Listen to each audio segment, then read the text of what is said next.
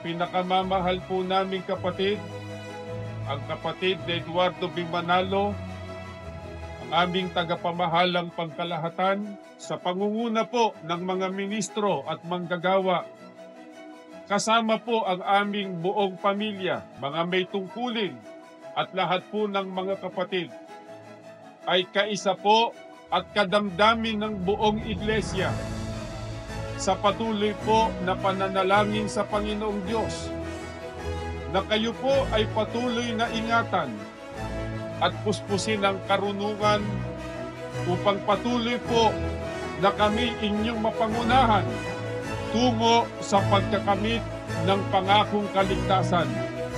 Happy birthday po! Mahal na mahal po namin kayo!